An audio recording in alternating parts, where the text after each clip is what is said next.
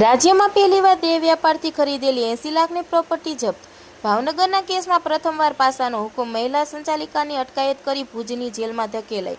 ભાવનગરમાં સ્પાની આડમાં અનૈતિક દેહ વ્યાપાર ચલાવતી એક મહિલા વિરુદ્ધ જિલ્લા કલેક્ટર દ્વારા પાસા વોરંટ ઇસ્યુ કરવામાં આવ્યું છે. આ કાર્યવાહીના પગલે નીલમબાગ પોલીસે આરોપી મહિલાની ધરપકડ કરી તેને ભુજની જેલમાં મોકલી આપી છે. એલસીબીના પીઆઈ સરવૈયાએ જણાવ્યું કે દેહ વ્યાપાર કેસમાં પાસા હેઠળ કોઈ મહિલા સામે કાર્યવાહી થઈ હોય તે શહેરની આ પ્રથમ ઘટના છે. જ્યારે એસીપી ઘનશ્યામ ગૌતમના જણાવ્યા અનુસાર આ દેહ વ્યાપારના ગુનામાં કડક કાર્યવાહી કરીને રાજ્યમાં પહેલીવાર આ ગેરકાયદેસર કમાણીમાંથી ખરીદાયેલી 80 લાખ રૂપિયાની પ્રોપર્ટીને સીલ મારીને જપ્ત કરાઈ છે. બે જગ્યાએ સ્પાની આડમાં ચાલતા ગોરખ ધંધાનો પર્દાફાશ. ભાવનગર પોલીસે શહેરના બે અલગ અલગ સ્થળો પર દરોડા પાડીને આ સમગ્ર રેકેટનો પર્દાફાશ કર્યો હતો, જેમાં ભાવનગરના વાઘાવાડી રોડ પર આવેલા ઈવા સુરભી કોમ્પ્લેક્સના ત્રીજા માળે દુકાન નંબર 309માં ચાલતા આયુથાઈ ફેમિલી સ્પા અને શિવા બ્લેસિંગ બિલ્ડિંગના બીજા માળે આવેલા ક્રિસ્ટલ ફેમિલી સ્પાનો સમાવેશ થાય છે. તપાસ દરમિયાન જાણવા મળ્યું હતું કે સ્પામાં મસાજના બહાને ગ્રાહકો પાસેથી મોટી રકમ વસૂલવામાં આવતી હતી. મહિલાઓને ત્યાં જ રાખીને તેમને ધમકીઓ આપીને તેમનું આર્થિક અને શારીરિક શોષણ કરવામાં આવતું હતું. આ તમામ ગેરકાયદેસર પ્રવૃત્તિઓ સ્પા સંચાલક મહિલા દ્વારા નિયંત્રિત કરવામાં આવતી હતી. ગેરકાયદેસર કમાણીમાંથી ખરીદી મિલકતને જપ્ત કરાઈ. પોલીસની ઊંડાણપૂર્વકની તપાસમાં ખુલાસો થયો છે કે આરોપી સબાનાએ વર્ષ 2022માં આયુર્થાઈ ફેમિલી સ્પા વાળી દુકાન સૌપ્રથમ ભાડે રાખીને આ વ્યવસાય શરૂ કર્યો હતો. ત્યારબાદ આ અનૈતિક ધંધામાંથી મળેલી કાળી કમાણીનો ઉપયોગ કરીને તેણે એ જ દુકાન ખરીદી લીધી હતી. આશરે 80 લાખની બજાર કિંમત ધરાવતી આ મિલકત ગેરકાયદેસર આવકમાંથી ઊભી કરાઈ હોવાનું સાબિત થતાં પોલીસે નવા કાયદા મુજબ તેને ટાંચમાં લેવામાં આવી છે. સબાના વિરુદ્ધ વારંવાર ગુના દાખલ થયા હતા. એસીપી ઘનશ્યામ ગૌતમે જણાવ્યું હતું કે આજે 18 જુલાઈના રોજ ભાવનગર જિલ્લાના બીએનએસએસ કલમ 107 હેઠળ ગુજરાત રાજ્યની આ સૌથી પહેલી કાર્યવાહી અમે કરી છે, જેમાં અમે સબાના નામની મહિલા ગેરકાયદેસર રીતે દેહ વ્યાપારનું કામ કરતી હતી અને જેમની વિરુદ્ધ વારંવાર ગુના દાખલ થયા કરતા હતા તેમના વિરુદ્ધ કાર્યવાહી કરી છે. અક્ષરવાડી રોડ અને વાઘાવાડી રોડની મિલકત જપ્ત.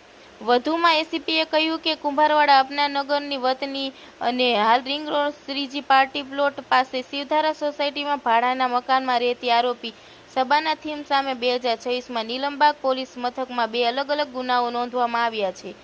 ફેબ્રુઆરી 2026ના રોજ તેમને વિરુદ્ધ બેક ટુ બેક ગુના દાખલ થયા હતા. ત્યારબાદ અમે કોર્ટમાં અરજી કરી અને તેમના ગુનાહિત ઇતિહાસને વાંચીને અને તેમના પ્રોસીડ્સ ઓફ ક્રાઇમને આઈડેન્ટિફાઈ કર્યા, જેમાં અમને જાણવા મળ્યું કે આ ગુનાના કૃત્યથી તેમણે અક્ષરવાડી રોડ અને વાઘાવાડી રોડ પર જે મિલકત એકઠી કરી છે તેને અમે આઈડેન્ટિફાઈ કરી.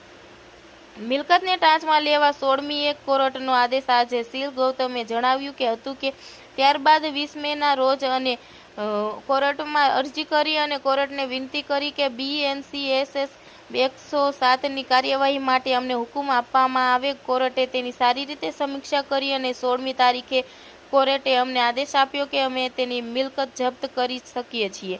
આજે 18 તારીખે અમે બધી કાર્યવાહી કરી છે અને તેમની દુકાનને સીલ મારીને જપ્ત કરી છે, જેની અંદાજિત કિંમત આશરે 80 લાખ રૂપિયા છે. બે દુકાનોમાં તેનો ગેરકાયદેસર વેપાર ચાલતો હતો. બેંક એકાઉન્ટ્સ અને તમામ ડિટેલ્સની તપાસ કરી, જેમાં જાણવા મળ્યું હતું કે આ એક મિલકત છે જે તેને પોતે ખરીદી છે, તેને જ અમે અત્યારે જપ્ત કરી છે. ઘનશ્યામ ગૌતમ, એસીપી ભાવનગર. જિલ્લા મેજિસ્ટ્રેટ પાસાની દરખાસ્ત મંજૂર કરી. મળતી માહિતી મુજબ પોલીસ મહાનિરીક્ષક ભાવનગર રેન્જ અને પોલીસ અધ્યક્ષ દ્વારા પ્રોહિબિશન, મિલકત અને શરીર સંબંધિત ગુનાઓ તેમજ અનૈતિક દેહ વ્યાપાર જેવી અસામાજિક પ્રવૃત્તિઓમાં સંડોવાયેલા આરોપીઓ સામે કડક કાર્યવાહી કરવા સૂચના આપવામાં આવી હતી. ધરપકડ બાદ ભુજની જેલમાં મોકલાઈ. આ સૂચનાના ભાગરૂપે નીલમબાગ પોલીસે સ્પાની આડમાં દેહ વ્યાપાર ચલાવતી મહિલા વિરુદ્ધ પાસા હેઠળ દરખાસ્ત તૈયાર કરીને જિલ્લા મેજિસ્ટ્રેટ સમક્ષ મોકલી હતી. જિલ્લા મેજિસ્ટ્રેટ દ્વારા આ દરખાસ્તને મંજૂરી આપી પાસા વોરંટ ઇસ્યુ કરવામાં આવ્યું હતું. પોલીસ દ્વારા કરવામાં આવેલી પાસા હેઠળ મહિલાની ધરપકડ કરી ભુજની ખાસ જેલમાં મોકલી આપવામાં આવી છે. રિપોર્ટર ફિરોઝ મલેક, ભાવનગર.